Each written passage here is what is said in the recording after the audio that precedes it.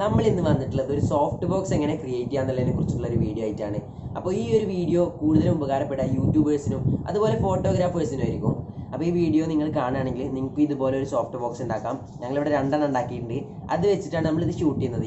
ഈ സൈഡിലും നമ്മൾ 2 വെച്ചിട്ടുണ്ട്. അപ്പോൾ വീടിൻ്റെ ഉള്ളിൽ വെച്ചിട്ട് ഷൂട്ട് ചെയ്യുന്ന എല്ലാവർക്കും ഈ ഒരു സോഫ്റ്റ് ബോക്സ് യൂസ്ഫുൾ ആകും. പിന്നെ ഈ വീഡിയോ നിങ്ങൾക്ക് യൂസ്ഫുൾ ആണെന്ന് നിങ്ങൾക്ക് ലാസ്റ്റ് തോന്നുകയാണെങ്കിൽ നിങ്ങൾ ലൈക്ക് ചെയ്യാനും മറക്കരുത്. അപ്പോൾ നമുക്ക് നേരെ വീഡിയോയിലേക്ക് പോകാം.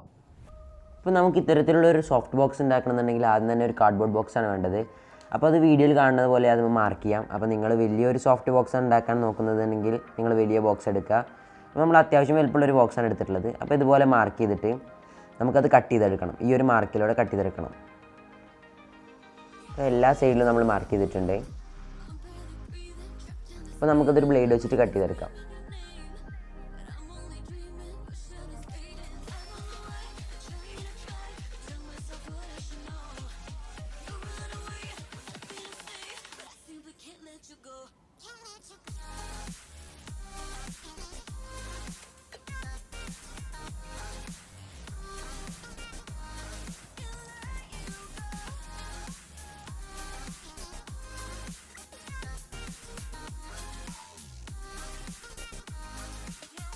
നമ്മളിവിടെ എല്ലാ മാർക്കിലും കട്ട് ചെയ്തെടുത്തിട്ടുണ്ട്.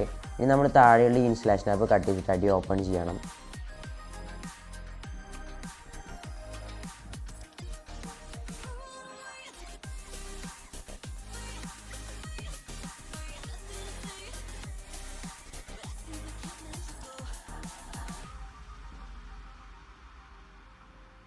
ഇങ്ങനെ അടി ഓപ്പൺ ചെയ്തതിന് ശേഷം നമ്മൾ ഈ ഒരു ലൈനിലൂടെയും കട്ട് ചെയ്തെടുക്കാണ്ട് 4 ഭാഗത്തുള്ള ഈ ഒരു ലൈനും കട്ട് ചെയ്തെടുക്കണം.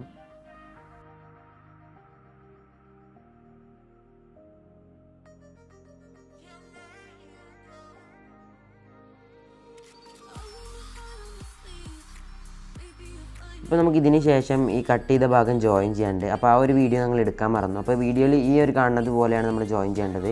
ഇത് നമ്മൾ ഫ്ലക്സ് ഹൂക്കോ അല്ലെങ്കിൽ നിങ്ങൾക്ക് ഗ്ലൂ ഗൺ ഉണ്ടെന്നുണ്ടെങ്കിൽ അത് വെച്ചിട്ട് നിങ്ങൾക്ക് ഇത് ഒട്ടിക്കാവുന്നതാണ്. ഇതുപോലെ മേൽഭാഗത്ത് കാണുന്ന 4 ചട്ടയുടെയും 1 സെൻറ്റിമീറ്റർ മാത്രം ബാക്കി വെച്ചിട്ട് ബാക്കി മുഴുവൻ കട്ട് ചെയ്ത് ഒഴിവാക്കാം. അപ്പോൾ ആ ഒരു 1 സെൻറ്റിമീറ്റർ എന്തിനാണ് മാറ്റി വെക്കുന്നതെന്ന് നിങ്ങൾക്കിത് ഈ വീഡിയോ കാണുമ്പോൾ മനസ്സിലാകും. നമ്മളിവിടെ ഒരു ഫ്രണ്ടിലൊരു ക്ലോത്താണ് വെക്കുക. അപ്പോൾ ആ ക്ലോത്ത് സ്റ്റാപ്ലർ ചെയ്ത് വെക്കാൻ വേണ്ടിയിട്ടാണ്.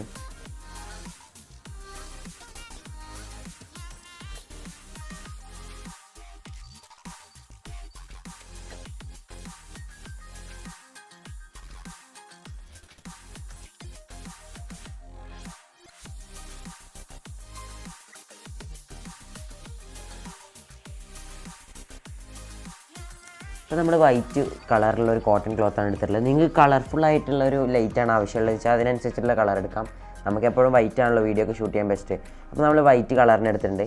ഇനി ഇതുപോലെ ആ ഒരു 1 സെൻറ്റിമീറ്റർ നമ്മൾ ബാക്കി വെച്ച ആ ഒരു കാർഡ്ബോർഡ് ബോക്സിൻ്റെ ഭാഗത്തിൻ്റെ അടിയിൽ വെച്ചിട്ട് നമ്മൾ സ്റ്റാപ്ലർ വെച്ചിട്ട് ഈ ഒരു ക്ലോത്ത് ഇവിടെ പിടിപ്പിക്കണം. അപ്പോൾ നിങ്ങൾക്കിത് കാണുമ്പോൾ മനസ്സിലാവുണ്ടാവും. അപ്പോൾ നമ്മൾ സ്റ്റാപ്ലർ അടിച്ചിട്ടാണ് ഇവിടെ വെക്കുന്നത്. നിങ്ങൾക്കിത് തുന്നിയെടുക്കുക അല്ലെങ്കിൽ ഗ്ലൂ അപ്ലൈ ചെയ്തിട്ടൊക്കെ ഒട്ടിക്കാം. അപ്പോൾ 4 സൈഡ് നല്ല ടൈറ്റായി വെച്ചിട്ട് നമ്മളിതുപോലെ സ്റ്റാപ്ലർ ചെയ്ത് വെക്കണം.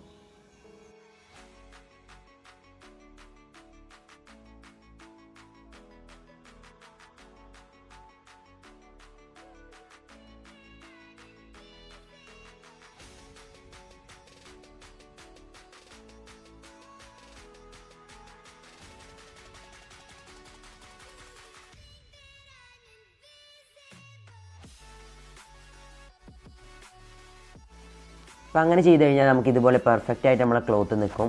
ഇനി നമുക്ക് ഇതിൻ്റെ ബാക്കിൽ ഇതിൻ്റെ ലൈറ്റും കാര്യങ്ങളൊക്കെ സെറ്റ് ചെയ്യാം. നമ്മളിവിടെ 12 വോൾട്ടിൻ്റെ ഒരു ലൈറ്റ് പാനലാണ് എടുത്തിട്ടുള്ളത്. അത് ഇതുപോലെ ഒരു കാർഡ്ബോർഡ് ചട്ടം നമ്മൾ ഡബിൾ സൈഡ് ടാപ്പ് വെച്ചിട്ട് ഒട്ടിച്ചിട്ടുണ്ട്. അപ്പോൾ ഇതിൽ പോസിറ്റീവ് വയറും നെഗറ്റീവ് വയറും നമ്മൾ സോൾഡർ ചെയ്തെടുക്കുകയാണ്.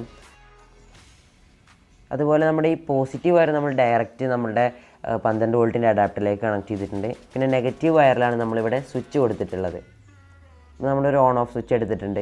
ആ ഒരു ഓൺ ഓഫ് സ്വിച്ചിലേക്ക് നമ്മൾ നെഗറ്റീവ് വയർ കൊടുത്തിട്ട് അതിൽ നിന്ന് വരുന്ന ഔട്ട് നമ്മൾ നേരെ പിന്നെ അഡാപ്റ്ററിലേക്ക് കൊടുത്തു. അപ്പോൾ ഇത്രയേ ഉള്ളൂ, ചെറിയൊരു സർക്യൂട്ടാണ്. അപ്പോൾ നമുക്കിവിടെ ഫീമെയിൽ പ്ലോട്ട് യൂസ് ചെയ്യാം. നമുക്ക് ഫീമെയിൽ പ്ലോട്ട് കിട്ടിയില്ല, അപ്പോൾ നമ്മൾ ഡയറക്റ്റ് കൊടുത്തിട്ടാണ്.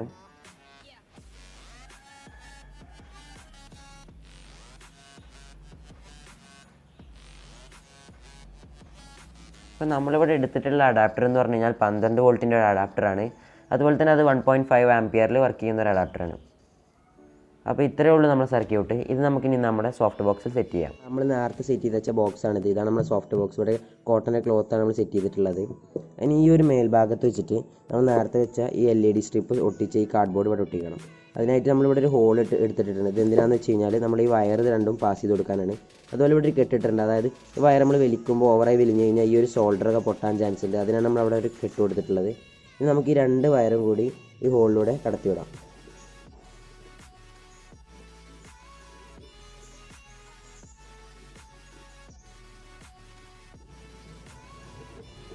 രണ്ട് വയർ നമ്മൾ കടത്തി വിട്ടിട്ടുണ്ട്.